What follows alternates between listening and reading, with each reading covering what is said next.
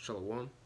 Before I begin, I want to give infinite praise, honor, and glory to our power, Yahweh, Bahashim, Yahushai, Bahashim, Wakakodash. Double honors to the elders and apostles of Great Most on GMS who were well and who taught us this truth. And peace and salutations to the hopeful elect, your brothers that are pushing out this word in sincerity and in truth. Okay? And today's lesson, Lord will, is going to be upon, it's going to be about when is the Lord going to come back? And Lord will, that's going to be the title of the video too. Because what sparked this lesson is that yesterday we went to Silver Springs, Maryland, and we set up camp there. And there was this dude came up, Haitian, right? I was gonna call him by his tribe, but whatever. He had this bugged out this false doctrine, which the majority of Jake does also believe in, which is the 400-year prophecy on Egypt, okay? And they'll take that precept in Revelations and say that, oh yeah, it's talking about America. The 400-year prophecy is talking about America, but that's false according to the scriptures, all right? Because the 400-year prophecy that was talking about ancient world Egypt, because as Israelites, all right, you so-called Negroes, Hispanics, and Native Americans, we were in Egypt, all of us. But that for a period of 300 to 400 years, if I'm not mistaken, but that 400-year prophecy that wasn't talking about that wasn't talking about America, because America is Babylon the Great according to the scriptures, but we also know that again through prophecy that's talking about what ancient world Babylon, ancient world Egypt, okay. But as I said before, though, mainly I'm not going to be getting into that. I'm mainly just going to be getting into when is the Lord going to come back, all right. So without further ado, I'm going to just get started with Acts chapter 1, verse 6. It says, when they therefore were coming together, they asked of him, saying, and if I'm not mistaken, this is the disciples John. I don't think, it was the disciples, and this is before, if I'm not mistaken, before Yahushua ascended into the heavens, and they wanted to ask him, it says right here, I'm going to just read it. I'll start from the top. When they therefore were coming together, they asked of him, saying, Lord, wilt thou at this time restore again the kingdom to Israel? And that's the same question we're trying to answer to the rest of the world. Well, so lucky that's the same question we're asking ourselves, really, all right? Because and really that's the same spirit we're coming to as well. Because for nearly 2,000 years we've been waiting patiently for the Lord to make His great return, all right? And really the end times started around when Yahushua was born, okay, and that was roughly over 2,000 years ago, okay. So not 400 years, okay. now the thing is, of course, that with the question, when is the Lord going to come back, specifically and accurately as I can, really, just to speak plainly, we really don't know. The Lord never gave us a date.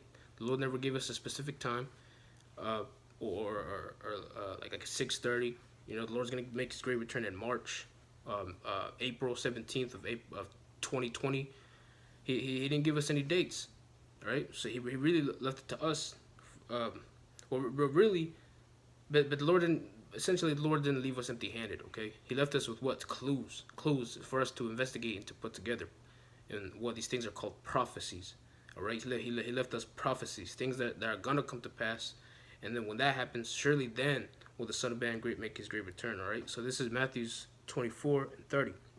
It says, and then shall appear the sign of the Son of Man in heaven, and then shall all the tribes of the earth mourn, and they shall see the Son of Man coming the Son of Man coming in the clouds of heaven with power and great glory, all right? And that's prophecy. All right, that's what we're waiting for. That's the end game. That's our reward for all this laborious work that we've been putting through, that we've been pushing towards the four corners of the globe. Okay, so and as I said before, that's the end goal. Because as we understand, when the Lord makes His great return, that's when what the kingdom of heaven gets established. As the disciples were asking in Acts. Okay, they asked the exact same question we always been asking, which is when is the Lord coming back, right? Because once we get into the kingdom of heaven, it's gonna be glorious. We're not gonna work again, you know. And the we're gonna be able to reign above all these other nations as was promised since the Old Testament and the New Testament, all right? Because nothing really changed. All right, it's all founded by faith. All right, really, because if you don't have faith, as it says in Hebrews 11 and 1, Hebrews the 11th chapter, it's going to be impossible for you to even understand about these prophecies, even to believe that the Lord's going to even come back, even if the Lord exists. You know, but here at Great Millstone, men that teach the same doctrine, we have faith.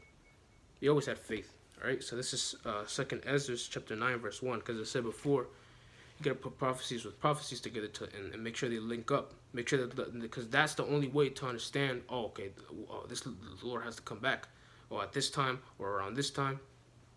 Prophecy after prophecy. All right, this is 2nd Ezra chapter 9, verse 1. He answered me then and said, "Measure thou the time diligently in itself." And another synonym for diligent is what devoted, if I'm not mistaken. So we're gonna be what devoted to keeping track, being a watchman, seeing actually what's going on in the news, making sure it links up with this prophecy, with that prophecy, put them in chronological order, and surely we'll definitely know in what season the Lord's going to come back in. But as of a date, we don't know.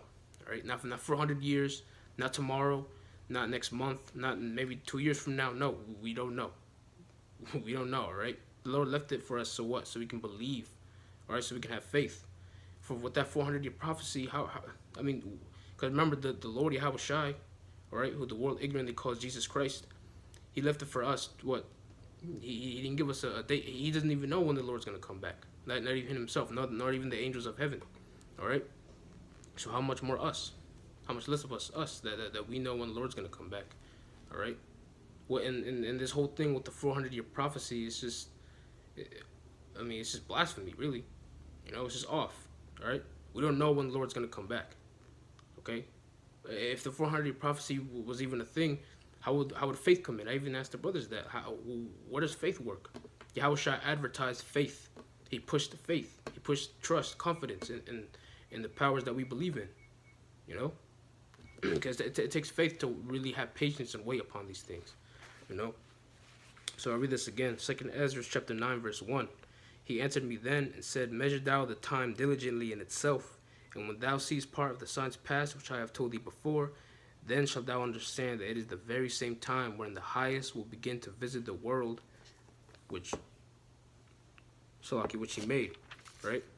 So again, as I said before, measure thou the time diligently in itself. Be devoted in this truth. So then you won't fall, especially because it takes patience to wait on the Lord. It takes great patience.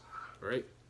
It takes, because really what patience means to suffer, right? And as it says in Acts, the 14th chapter, it says with great tribulation, and we must endure all things, to enter into the kingdom of the Most High, right? And the word endure itself, it means to suffer patiently, right? And the word suffer in itself, it means to be, the word patience really means just to suffer, all right? That's our job, right? Because the world itself really ain't suffering, okay?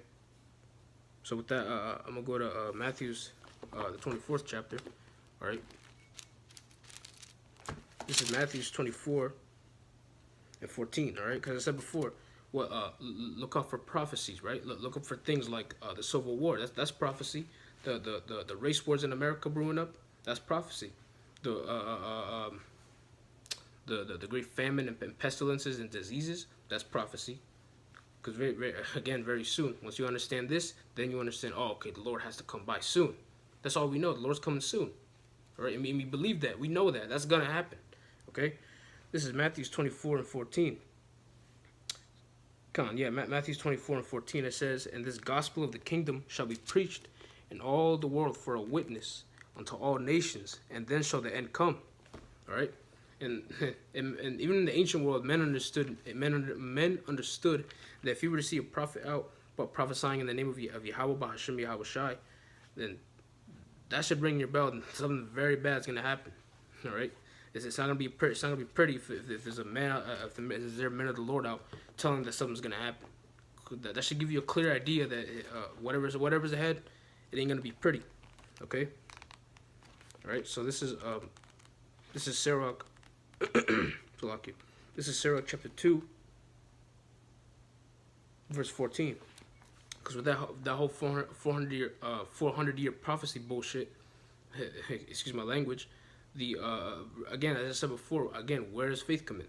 The Lord advertised faith. It takes faith to have patience into what the Lord promised, which is what the prophecies that should come to pass, the kingdom of heaven being established, Him being returned, and to receive deliverance from our enemies, and a remission for our sins, never sin again.